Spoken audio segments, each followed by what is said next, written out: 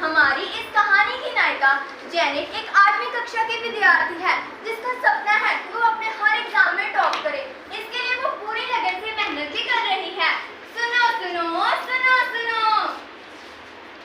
Janet बेटा, Janet बेटा, बेटा जेनेट, दोपहर हो गई है, खाना खा लो। नहीं मम्मी, एग्जाम्स आने वाले हैं, एक चैप्टर पढ़ा है, मैं नहीं खा सकती। पर बेटा, अगर तुम खाना छोड़ दोगी तो तुम थक जाओगी। अपने स्वास्थ्य का तो ध्यान रखो। नहीं मम्मी, मैं नहीं खा सकती। मत खाओ फिर, मैं जा रही हूँ। आजकल के बच्चे तो बड़ों की बात ही नहीं सुनते। Train train train train. Hello. Hello jenny, चल पार्क चलते हैं। कब से खेलने नहीं आई?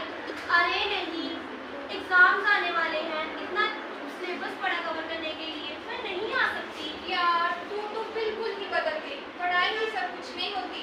मैं नहीं आ सकती, तू चले जा। ठीक है, तू पढ़ती रह, मैं जा रही हूँ। सुनो सुनो सुनो सुनो सुनो सुनो सुनो सुनो। जेनेट का शेड्यूल बिल्कुल टाइट था। समय से खाना पीना, खेलना कूदना, दोस्तों से मिलना तक सब कुछ उसने अपनी पढ़ाई के लिए कुर्बान कर दिया था। लेकिन क्या ये सही था? कुछ दिन बाद जेनेट पढ़ने के लिए बैठी। उसे सिर दर्द और चक्कर आने लगे। उसे बिल्कुल भी पढ़ा नहीं जा रहा था। सुनो सुनो सुनो सुनो। ये क्या हो रहा है? सिर में बहुत दर्द हो रहा है, पढ़ा भी नहीं जा रहा। मम्मी को बुलाती हूँ। मम्मी। हाँ, क्या हुआ बेटा? बेटा तुम्हें क्या हुआ? तुम्हारी तबीयत ठीक नहीं लग रही। माँ, मेरे सिर में बहुत दर्द हो रहा है, पढ़ा भी नहीं जा रहा।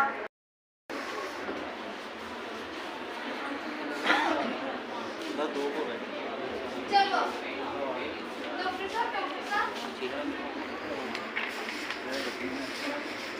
मेरे बेटे की सुबह से सिर में दर्द हो रही है। इसको चक्कर आ रहे हैं। इसको देखो जरा, पता नहीं इसको क्या हो गया। बेटा तुम्हारा नाम क्या है?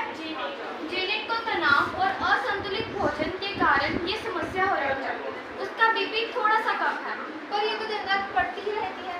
अरे मैं मानती हूँ कि पढ़ाई जरूरी है, पर पढ़ाई के साथ साथ अपने स्वास्थ्य का ध्यान रखना भी बहुत जरूरी है। जेनेट बेटा, तुझे एक शेड्यूल बनाना चाहिए जिसमें 3 वक्त का खाना, 7-8 घंटे की नींद और कुछ फिजिकल एक्टिविटीज, जिससे तुम फ्रेश फील करोगी और पढ़ाई में मन लगेगा। सुनिए डॉक्टर साहब की बात। चलो। Thank you doctor. सुनो सुनो सुनो सुनो सुनो सुनो सुनो सुनो। डॉक्टर वर्मा की बातों ने जेनेट की आंखें खोल दी। उसे समझ आ गया कि पढ़ाई ही सब कुछ नहीं है।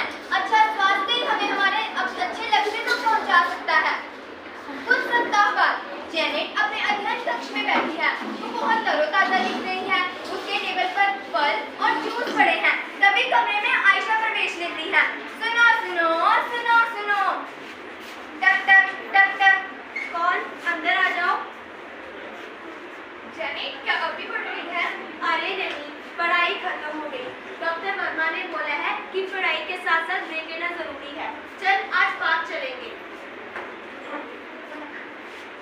जब से डॉक्टर वर्मा ने मुझे समझाया है कि पढ़ाई के साथ साथ ब्रेक लेना जरूरी है, तब से मेरी लाइफ ही चेंज हो गई है। सुनो सुनो सुनो सुनो सुनो सुनो सुनो सुनो। जेनेट ने समझ लिया था कि जिंदगी में बैलेंस करना कितना जरूरी है। अब उसने पढ़ाई के साथ साथ अपने दोस्तों से भी मिलना शुरू कर दिया। जब उसकी परीक्षा का परिणाम आया तो उसने अपनी क्लास में टॉप किया। हमारी ये कहानी आपको ये सिखाती है कि आपको पढ़ाई के साथ साथ अपने स्वास्थ्य पर भी ध्यान देना चाहिए। अंत में मैं इस नाटक के प्रतिभागियों को बुलाना चाहूंगी। सबसे पहले मैं बुलाना चाहूंगी रीत को, जिसने कि इस नाटक में जेनेट की भूमिका निभाई है। अब मैं बुलाना चाहूंगी पल्लवी को, जिसने कि इस नाटक में आयशा की भूमिका निभाई है। अब मैं बुलाना चाहूंगी मेघा को, जिसने कि इस नाटक में डॉक्टर वर्मा की भूमिका निभाई है। अब मैं बुलाना चाहूंगी तन्वी को, जिसने कि इस नाटक में श्रीमती शर्मा और जेनेट की मां की भूमिका निभाई है। अंत में मैं रागिनी कथावाचक। अब हम सभी मिलकर एक प्रतिज्ञा लेंगे।